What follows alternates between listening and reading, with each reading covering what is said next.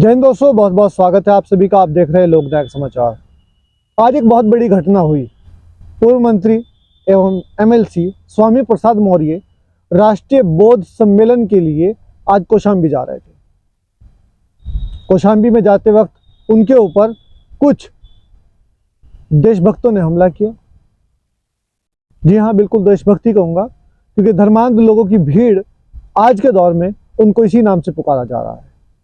जो लोग अपने घर की फिक्र नहीं करते हैं, अपने परिवार की फिक्र नहीं करते हैं, जो लोग सिर्फ नेताओं के बताए हुए इशारों पर काम करते हैं, नेताओं के लिए अपनी जान देने के लिए तैयार रहते हैं, जिनको इस बात की फिक्र नहीं है कि हमारा देश किस पोजीशन में आ चुका है, हमारा देश किस दौर से गुजर रहा है, जिन्हें इस बात की फिक्र नहीं है कि घर में खाने के लिए दो दाने नहीं है। अगर हमारे देश के यशस्वी प्रधानमंत्री नरेंद्र मोदी और योगी जी राशन की व्यवस्था बंद कर दें तो भूखे रहने की नौबत आ जाएगी। भूखे रहने की क्या, भूखे मरने की नौबत आ जाएगी।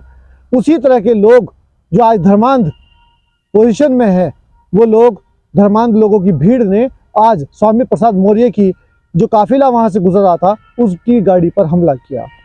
और हमला करने की वजह जो है वो स्पष्ट है। बिल्कुल स्वामी प्रसाद मौर्य मुखर होकर बोलते हैं, साफ बोलते हैं, तथ्यों के आधार पर बोलते हैं, और वो चैलेंज देते हैं कि अगर मैं गलत हूं तो आप कोर्ट जाइए। हमारा देश संविधान से चलता है, कोर्ट से चलता है, आप कोर्ट जाइए, कोर्ट में जाकर के चैलेंज दीजिए। अभी उनको एक मामले में राहत भी मिली है, क्योंकि भारत में अभिव्यक्ति की आज़ादी है। आप अपनी बात रख सकते हैं, वहां तक रख सकते हैं, उस हद तक रख सकते हैं जहां पर जाकर के दूसरे की भावनाएं आहत ना हो। स्वामी प्रसाद मौर्य जगह जगह चैलेंज के साथ दावा करते हैं। वो कहते हैं कि हिंदू कोई धर्म नहीं है, अगर वो गलत हैं तो आप मुकदमा कर सकते हैं। बिल्कुल हमारे देश में सिस्टम है ना, आप एक एफआईआर कराइए, आप मुकदमा दर्ज कराइए उनके खिलाफ और कानूनी तरीके से उनका विरोध कीजिए। उन पर सख्ती से जो नियम लगते हैं, धाराएं लगती हैं, उन पर अप्लाई कराइए। लेकिन देश, अभी हाल ही में एक बयान आया असदुद्दीन ओवैसी का, बहुत चर्चाओं में रहा। अब चूंकि वो एक धर्म विशेष से आते हैं तो उनके इस बयान को दूसरा एंगल देकर के दिखाया गया।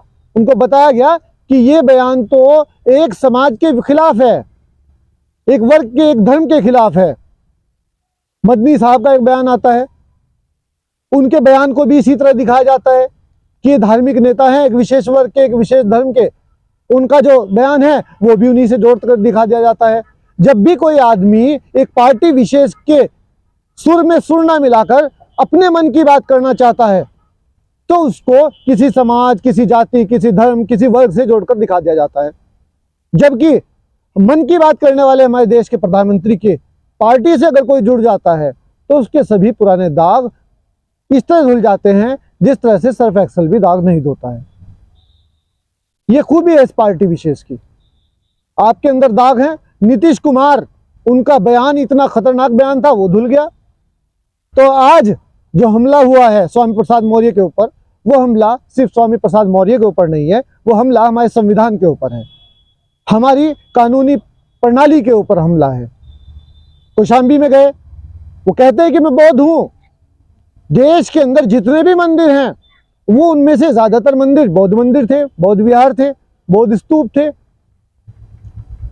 आप उनको जवाब दीजिए ना, कोर्ट में जवाब दीजिए।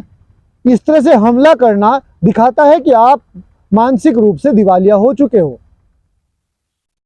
आपके अंदर, आपका मन चेतन, आपके अंदर सोचने की क्षमता खत्म हो चुकी है। क्योंकि जिस तरह की भीड़ आप लोग तैयार कर रहे हैं उस तरह की भीड़ ज़ोंबीज हो सकती है। वो भीड़ ज़ोंबीज हो सकती है। उसे इस बात से कोई फर्क नहीं पड़ता है कि सामने वाला क्या बात कर रहा है। उन्हें इस बात से फर्क पड़ता है कि वो हमारी पार्टी के समर्थन में है या हमारी पार्टी के खिलाफ है।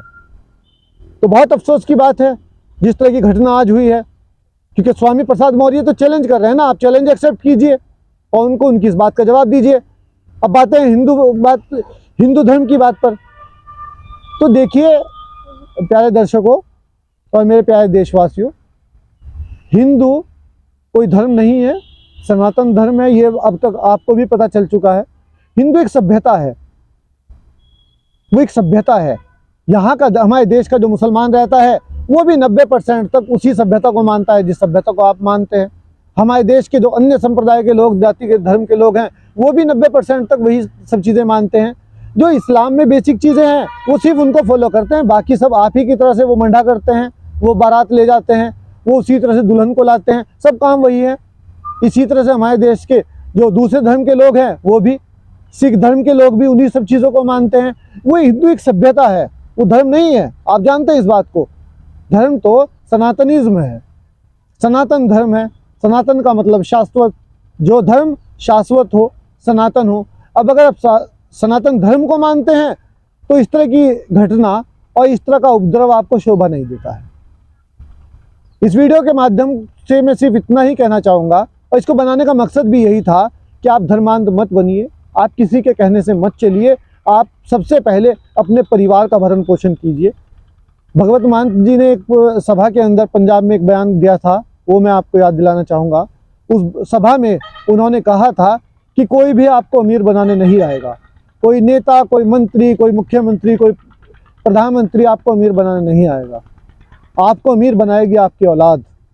आप अपनी औलाद को जैसी शिक्षा देंगे, जिस तरह के रोज़गार के लिए उसको प्रेरित करेंगे, जिस तरह का उसको माहौल देंगे, वही आपको अमीर बनाएगा और आपकी सुख शांति का सबब वही बनेगा। तो मेरे प्यारे दर्शकों, आप सबसे यही अपील है। इस वीडियो को बनाने का भी रीज़न यही है कि आप लोग सशक्त भारत के निर्माण में अपनी सहभागिता दें, देश के लिए काम करें, धर्मांध होकर काम ना करें। धर्म ऐसा है जैसे मैंने कपड़े पहन लिए हों। वो मेरी पर्सनल ओपिनियन है, वो मेरा पर्सनल मानना है कि मुझे किस तरह से के कपड़े पहनने हैं, किस तरह से दिखाई देना है, उसी तरह से मैं किस धर्म को मानता हूँ, ये मेरा पर्सनल मामला है। इससे किसी और का कोई मामला नहीं है। आप अपने परिवार के लिए सोचें, आप अपने लिए सोचें, तभी हमारा देश, हमारा समाज, हमारी जाति संप्रदाय उन्नत हो सकेगा, तभी हम लोग तरक्की कर सकेंगे। इसी आशा के साथ कि आप लोग इस वीडियो को शेयर करेंगे और मेरी बात का मर्म समझने की कोशिश करेंगे। बहुत बहुत शुक्रिया, धन्यवाद। मेरा ये चैनल सब्सक्राइब करें और मेरे हर अपडेट आपको मिले, इसके लिए बेल आइकन जरूर दबाइएगा।